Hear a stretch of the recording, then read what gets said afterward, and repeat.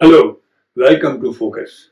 पिछले कोई 3 दिन से एक बहुत बड़ी जंग छिड़ गई है हिंदुस्तान में। जंग? जी यस, जंग किसके बीच में? हमारे जो वाइस प्रेसिडेंट है जगदीप धनखड़ साहब, वो एक तरफ है और सुप्रीम कोर्ट ऑफ इंडिया दूसरी तरफ। दूसरे कैरेक्टर जो इसमें है वो है निशिकांत दुबे, एक एमपी, लोकसभा के सदस्य। अगेन उनका निशाना भी हमारे चीफ जस्टिस ऑफ इंडिया है, सीजेआई जस्ट संजीव खन्ना साहब। मामला क्या है, मुद्दा क्या है? मुद्दा बहुत गंभीर है।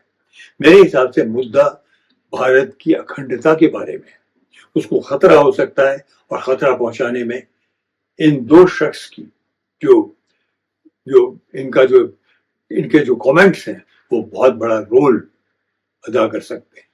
Their comments, in my view, are very dangerous comments. Jagdeep Dhankhar साहब एक संवैधानिक पद पर है और इसी तरह से है निशिकांत दुबे। दोनों ने अपने पद के लिए जब शपथ ली तो शपथ हमारे संविधान के ऊपर ली, कॉन्स्टिट्यूशन के ऊपर ली, कॉन्स्टिट्यूशन के प्रति अपनी लॉयल्टी देने वाली शपथ ली। जगदीप धनखड़ साहब ने क्या कहा कि जो हमारे सीजेआई है, chief justice of India Sanjeev Khanna, उनको यह अधिकार नहीं होता कि वो हमारे प्रेसिडेंट को कोई डायरेक्शन दे, क्योंकि उन्होंने उन्हें डायरेक्शन दिया था कि आपके पास जो कानून आते हैं स्टेट की तरफ से भी, उसको कोई 4 महीने से ज्यादा ना रोका जाए, उस पर एकदम अमल किया जाए, या तो लिया जाए या रिजेक्ट किया जाए। क्यों? क्योंकि तमिलनाडु में ये झगड़ा चल रहा था, वहां के गवर्नर साहब आर.एन. रवि यानी कब से ये पॉलिटिक्स खेल रहे थे हमारी, क्योंकि वो जो अपने डायरेक्शंस लेते हैं वो हमेशा यूनियन गवर्नमेंट से लेते हैं। उनकी तरफ से कोई ना कोई ऐसी चीज की जाती है जिससे कि कानून पास नहीं हो और स्टेट गवर्नमेंट ट्रबल में आ जाए। तो पहले वो बैठे हुए थे, फिर उन्होंने प्रेसिडेंट ऑफ इंडिया को भेज दिया वो कानून। कैसे भेजा वो समझना जरूरी है। कोई 2 साल आर.एन. रवि साहब कुछ कानून रोक रहे थे, जो कि स्टेट गवर्नमेंट है, जो कि चुनी हुई जनता द्वारा चुनी हुई सरकार है, डेमोक्रेटिक गवर्नमेंट है, जिसे अपने कानून अपनी स्टेट के लिए बनाने का हक है, उनको लेके बैठ जाते थे। ये एक तरीका है एक सरकार को बहुत ही अप्रचलित करने का, उसको बहुत इनफेमस करने का, बदनाम करने का, कि उसका काम ही मत होने दो। जो उसने अपनी जनता से प्रॉमिसेस किए हैं वो पूरे मत होने दो। तो वो याचिकाएं लेकर के, पिटिशन लेकर के सुप्रीम कोर्ट में गए। सुप्रीम कोर्ट ने बड़ा clear, after a long time, took a very clear decision. एक डिसीजन दिया गया गवर्नर साहब को कि इतने महीने के अंदर, 4 महीने, आपको इस पर कदम लेना ही पड़ेगा, वरना ये समझा जाएगा कि कानून पास हो गया। तो गवर्नर साहब ने कुछ कानून सीधे प्रेसिडेंट के पास एडवाइस के लिए भेज दिया, जो बहुत ही गलत हरकत थी। क्योंकि अगर ये आप कर रहे हैं तो उनके इसके पीछे अगेन एक गलत इरादा था, जो कि कोई भी देख सकता है कि वहां अटक जाए। और प्रेसिडेंट को कौन गाइड करता है? Union government. यूनियन कैबिनेट जब तक प्रेसिडेंट को कुछ कहेगी नहीं तो कुछ साइन नहीं कर सकते। तो मामला वहां अटका दिया गया। सुप्रीम कोर्ट ने प्रेसिडेंट को भी एक गाइडलाइन दी कि इतने महीने के अंदर आपको कदम लेना ही होगा, नहीं तो वापस करना पड़ेगा। इस बात से जगदीप धनखड़ साहब भी एकदम उखड़ गए। क्यों उखड़े वो बात समझ में आती। वो अपने पद के प्रति मेरी निगाह में बिल्कुल जिम्मेदार नहीं।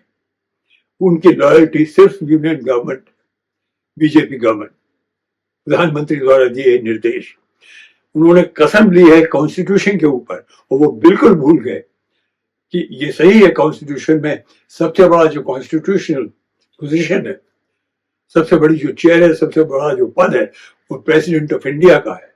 पर वो ये भूल गए प्रेसिडेंट ऑफ इंडिया भी कॉन्स्टिट्यूशन के अंदर आता है, और कॉन्स्टिट्यूशन की रक्षा करने का जो जिम्मा है, उसकी जो जिम्मेदारी है, वो सुप्रीम कोर्ट पर है। सुप्रीम कोर्ट की जिम्मेदारी कैसे मिलती है? हमारे कॉन्स्टिट्यूशन में सबसे पहले आम जनता जैसे मैं हम लोगों ने कॉन्स्टिट्यूशन अपने आप को दिया है, उसमें लिखा है we the people of India offer give ourselves this constitution under which we will legally function. और उसमें एक प्रावधान है सेपरेशन ऑफ पावर्स का।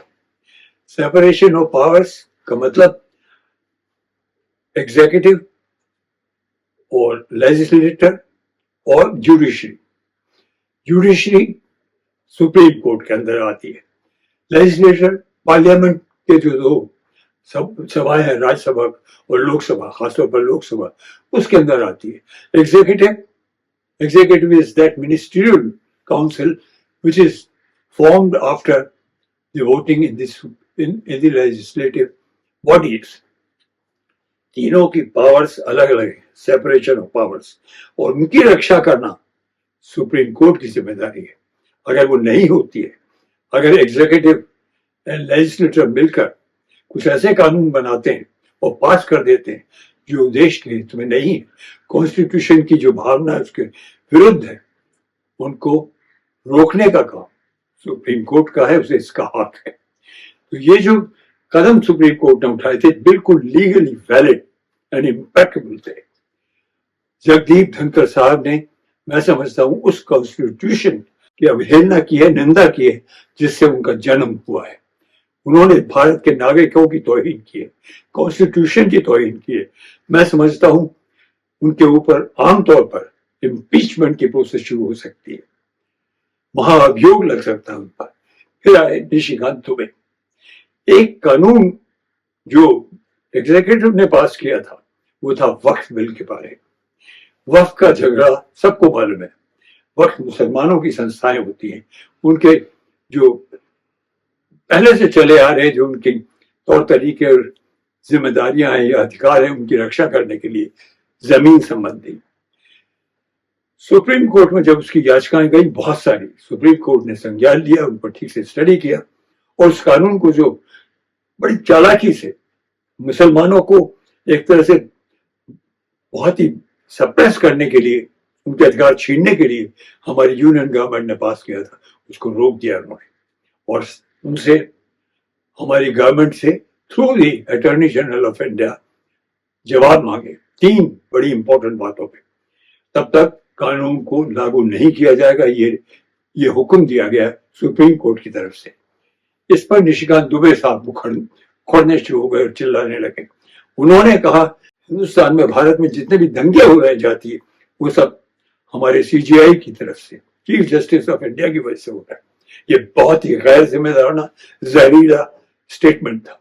मेरे हिसाब से निशिकांत दुबे को एकदम गिरफ्तार किया जाना चाहिए और उसके ऊपर भी मुकदमा चलना चाहिए, क्योंकि उसने भी कॉन्स्टिट्यूशन के तहत शपथ ली है।